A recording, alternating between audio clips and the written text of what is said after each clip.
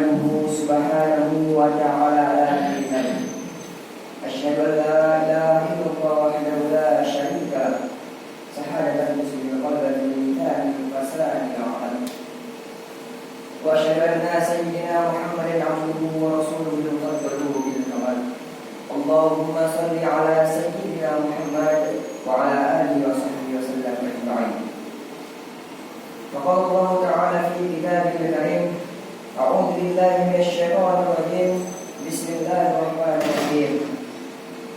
يا أيها الذين آمنوا اتقوا الله حق تقاته ولا تموتن إلا وأنتم مسلمون. صدق الله العظيم. Ma'asyiral muslimin, jamaah salat Jumat rahimakumullah. Marilah dalam kesempatan salat Jumat pada kesempatan kali ini kita meningkatkan persiapan kita kehadirat Allah Subhanahu wa taala, yang mana orang yang paling mulia di sisi Allah ialah orang yang paling bertakwa kepada-Nya. Adapun tema Jumat kita pada kesempatan kali ini adalah dakwah dalam Piala Dunia 2022. Ma'asyiral muslimin, jamaah salat Jumat rahimakumullah. Qatar menjadi sorotan saat dunia lewat perhelatan akbar sepak bola. Qatar yang merupakan negara kaya minyak dan gas menjadi negara muslim pertama yang menyelenggarakan gelaran besar ini.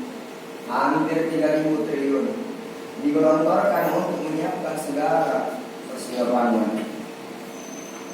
Kita sebagai sesama umat Islam patut bangga dan ikut berbahagia atas kemampuan salah satu negeri muslim ini.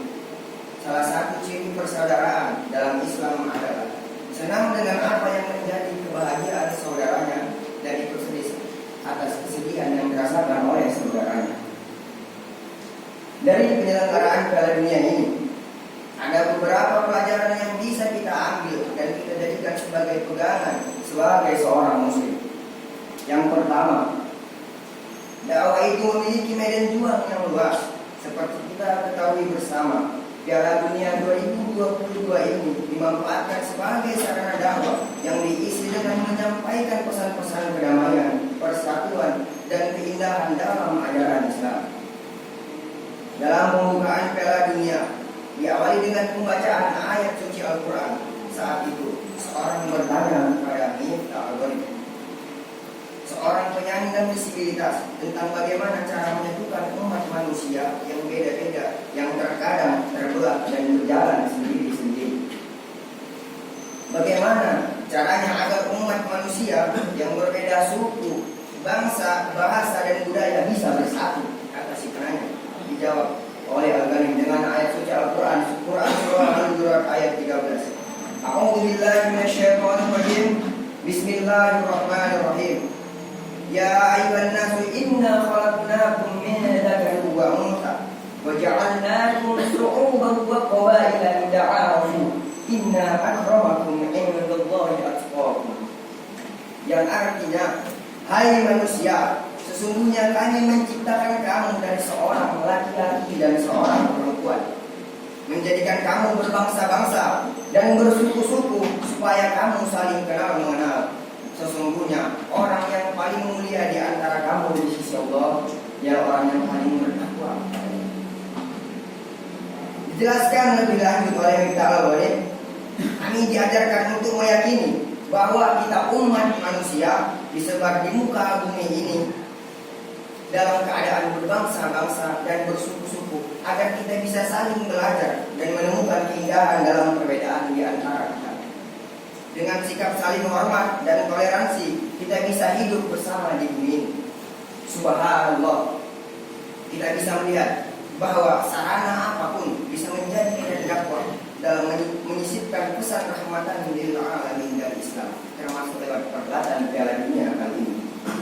Kita bisa belajar bahwa sarana dakwah kita sangat banyak. Kita mengembangkan sarana yang ada untuk mengajak umat manusia mengenal Islam, menanamkan nilai-nilainya, dan mengamalkan.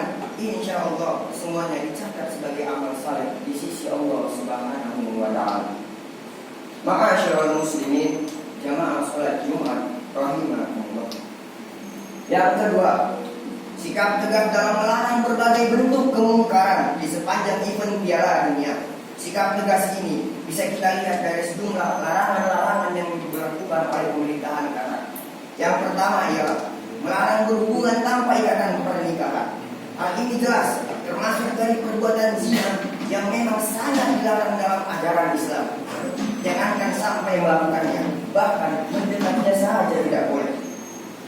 Perbuatan zina adalah salah satu dosa besar. Levelnya berada pada urutan ketiga setelah dosa syirik dan membunuh seseorang. Hubungan di luar pernikahan ini memang menjadi salah satu masalah sosial yang marak terjadi saat ini.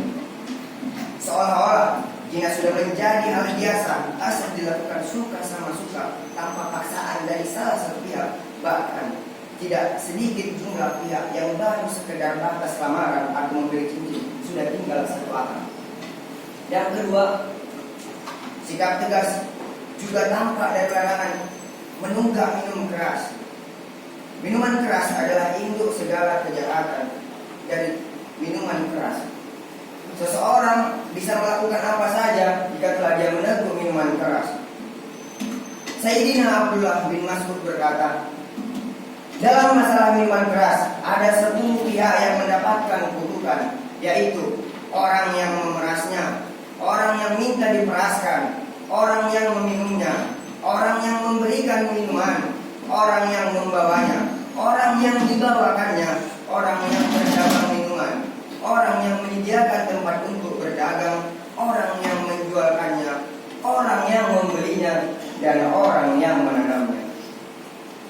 Diriwayatkan pada suatu ketika Sayyidina Utsman bin Affan memberikan khutbah, yaitu, wahai segenap manusia, jauhilah minuman keras, karena sesungguhnya minuman keras itu adalah induk dari segala perbuatan keji. Demi Allah, sungguh iman dan minuman keras itu tidak akan bisa berada dalam hati seseorang, melainkan salah satu di antara keduanya itu akan mendesak untuk menghilangkan yang lainnya. Yang ketiga ialah dalam hal paling menjadi sorotan negara-negara barat dan aktivis HAM tentang larangan memakai segala bentuk simbol LGBT. Kita ketahui bahwa kelompok LGBT benar-benar geram dengan langkah Qatar yang sangat tegas melarang segala bentuk kampanye LGBT termasuk dari dinas mana saja yang tampil di Piala Dunia. Kaum muslimin jamaah sholat Jumat rahimahumullah, ketegasan Qatar ini perlu ditiru oleh negara-negara muslim demi menyelamatkan moral seluruh anak bangsa dari cengkraman LGBT yang menggeliat dalam satu dekade ini. Karena kita tahu bahwa perilaku LGBT ini adalah perilaku yang menyimpang dari fitrah manusia, perbuatan amoral yang justru menginjak hak asasi manusia. Ia adalah penyakit yang seharusnya diobati, bukan malah dikembangkan. Rasulullah SAW pernah bersabda, la'anallahu man 'amila 'amala qaumi Lut, la'anallahu man 'amila 'amala qaumi Lut, la'anallahu man 'amila 'amala qaumi Lut, yang artinya Allah mengutuk seseorang yang melakukan perbuatan kaum Lut. Allah mengutuk seseorang yang melakukan perbuatan kaum Lut. Allah mengutuk seseorang yang melakukan perbuatan kaum Lut. Beliau mengulanginya sampai 3 kali. Ma'asyiral muslimin jamaah salat Jumat rahimakumullah. Inilah 2 hal yang perlu kita jadikan bahan pelajaran dari penyelenggaraan Piala Dunia ini. Kita belajar tentang bagaimana mengartikulasikan makna rahmatan lil alamin dengan baik dan benar, tanpa menghilangkan sikap tegas terhadap segala bentuk kemungkaran serta kemaksiatan. Melalui event Piala Dunia ini, kita bisa menyampaikan kepada dunia bahwa Islam adalah rahmat untuk semua, rahmatan lil alamin. Barakallahu li wa lakum bil Qur'anil azim wa nafa'ani wa iyyakum bima fihi minal ayati wa dzikril hakim. Fataqabbal minni wa minkum tilawatahu innahu huwas samiul 'alim wa qul rabbi ighfir warham wa anta khairur rahimin.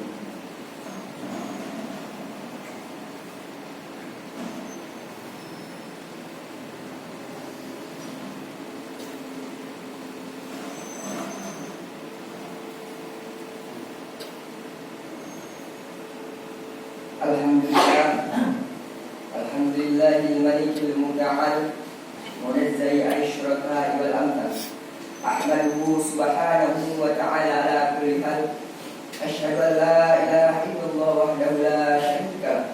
Syahadatan tusbihul qalba bil lisanil fasadil amal. Wa asyhadu anna sayyidina Muhammadan abduhu wa rasuluhu al-mufaddal bil kamal. Allahumma shalli ala sayyidina Muhammad wa ala alihi wa sahbihi wa sallam ajma'in. Amma ba'd. Qala Allah ta'ala fi kitabil karim. A'udzu billahi minasy syaithanir rajim. Bismillahirrahmanirrahim.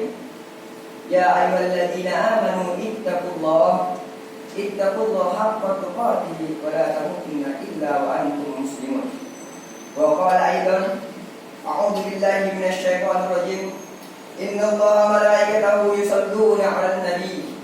Ya ayyuhalladzina amanu sallu 'alaihi wa sallimu taslima. Allahumma ighfir lil muslimina wal muslimat wal mu'minina wal mu'minat al ahya'i minhum wal amwat innaka samii'un qaribun mujibud da'wat wa ya qadiyal hajat.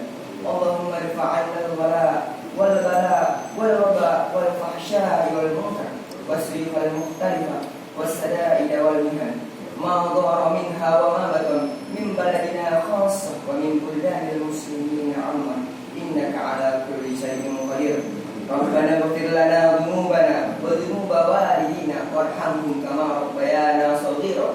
Rabbana atina fid dunya hasanah wa fil akhirati hasanah wa qina adzabannar. Walhamdulillahi rabbil alamin. Ibadallah, innallaha ya'murukum bil 'adli wal ihsan wa ita'i dzil qurba wa yanha 'anil fahsya'i wal munkar wal baghi ya'idukum la'allakum tadhakkarun.